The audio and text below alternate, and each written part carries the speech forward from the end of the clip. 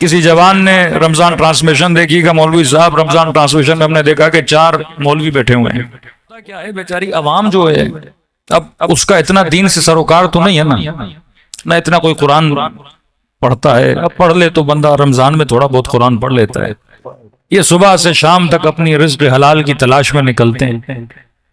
نہ کتابیں پڑھنے کا وقت ہے، نہ قرآن پڑھنے کا اتنا وقت ہے. نکالنا چاہیے لیکن زندگی اتنی بزی ہو گئی، عوام الناس کی دین یا دینی کتابوں تک اتنی رسائی نہیں ہے. اب رمضان کا 1 مہینہ آتا ہے جس میں بندہ تھوڑا بہت دین سیکھتا ہے. مسلمان سب سے زیادہ قرآن کس مہینے میں پڑھتا ہے؟ رمضان میں. خیرات کس مہینے میں کرتا ہے؟ رمضان میں. صدقے کس مہینے میں؟ رمضان میں. تو رمضان گویا نیکیوں کا مہینہ. اب کہتے ہیں بھائی رمضان کا مہینہ آیا ہے تھوڑا بہت دین سیکھ لیں. تو کہنے لگا کہ مولوی صاحب ہم نے جب ٹی وی کھولی تو 4-5 مولوی بیٹھے ہوئے تھے. ہم نے کہا کوئی مفتی، کوئی حافظ، کوئی علامہ، کوئی مولانا، کم از کم کسی نے 40 سال دین پڑھا، کسی نے 30 سال دین پڑھا، کسی نے 50 سال پڑھا. سفید سفید داڑیاں بزرگ علماء بیٹھے ہوئے. ہم نے کہا ان سے دین سیکھ لیں جنہوں نے اتنا دین پڑھا ہے. ہمارے پاس تو ٹائم نہیں کہ رمضان کے مہینے میں ٹی وی پہ ان سے 4 دین کی باتیں سیکھ لیں. کب ماجرا کیا ہوا کہ جب ان کو دیکھا تو یہ ایسے لڑ رہے تھے جیسے مرغے آپس میں لڑتے ہیں. کہ ہم پریشان ہو گئے کہ اتنے سال دین پڑھنے کے بعد جن کو حق و باطل کا پتہ نہیں لگا، جو بندہ صبح سے شام تک حدیث حدیث حدیث، آیت آیت آیت، یہ اس کو کہہ رہا ہے تو بدعتی ہے اور یہ بھی آیتیں پڑھ رہا ہے، اور وہ اس کو کہہ رہا ہے تو غلط ہے یہ بھی آیتیں سنا رہا ہے. کہ مولوی صاحب جب اتنی عربی اتنا دین پڑھنے کے بعد ان کو دین سمجھ نہ آیا تو اس سے تو اچھا ہے ہم دین پڑھیں ہی نہ. کیونکہ بندہ جتنا بے دین ہوتا ہے نا اتنا سب سے ملتا ہے. دین زیادہ نہیں پڑھا ہوا تو سنی بھی ہوگا تو شیعہ سے ملے گا، بریلوی سے بھی ملے گا. لیکن جب دین پڑھنا شروع کرے گا نا کہے گا نہیں شیعہ کا نیاز بھی حرام ہے، بریلوی کی یہ چیز بھی غلط ہے. مطلب جتنا دیندار بنے گا اتنی نفرت پھیلائے گا، جتنا دیندار بنے گا اتنی جدائیاں پیدا کرے گا.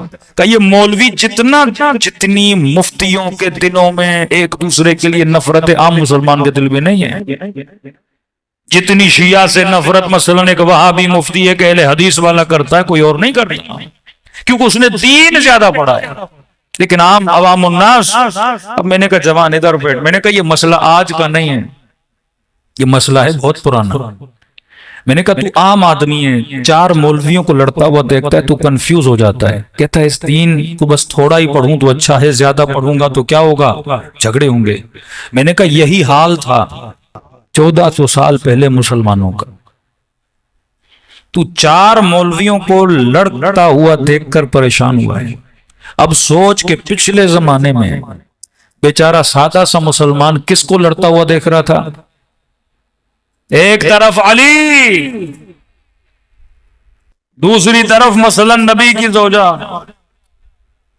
میں نے کہا دونوں کا احترام ہے نا مسلمان کے دل میں. تو ایک طرف مسلمانوں کی ماں، دوسری طرف قسیم النار والجنہ علی ابن ابی طالب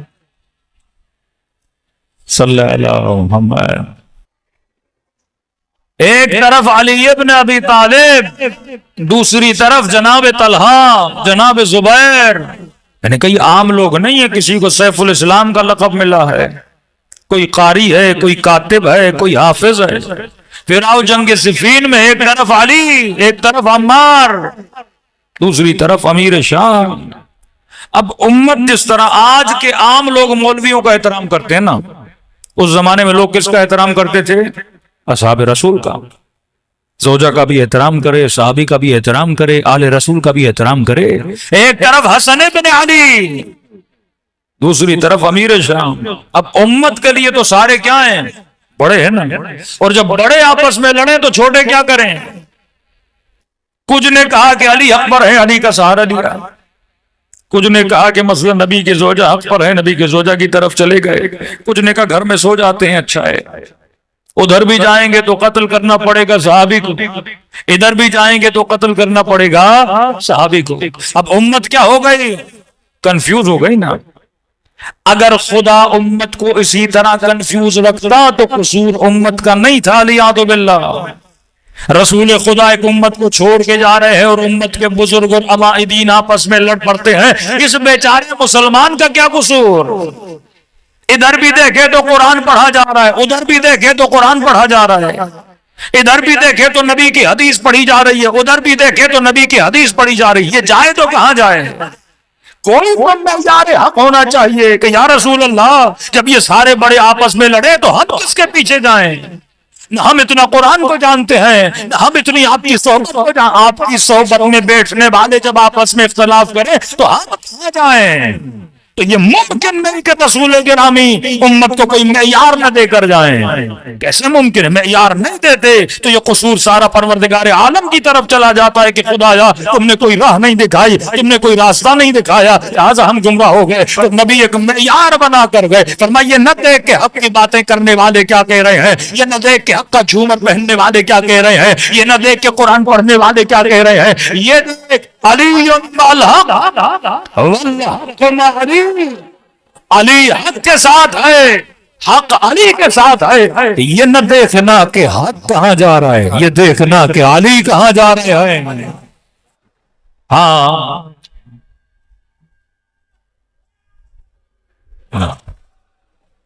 ہاں سارے حق کی باتیں کریں گے، سارے حق ہوں گے، لیکن یہ نہ دیکھنا یہ سارے حق کہاں جا رہے ہیں، یہ دیکھنا تنہا علی کہاں جا رہا ہے۔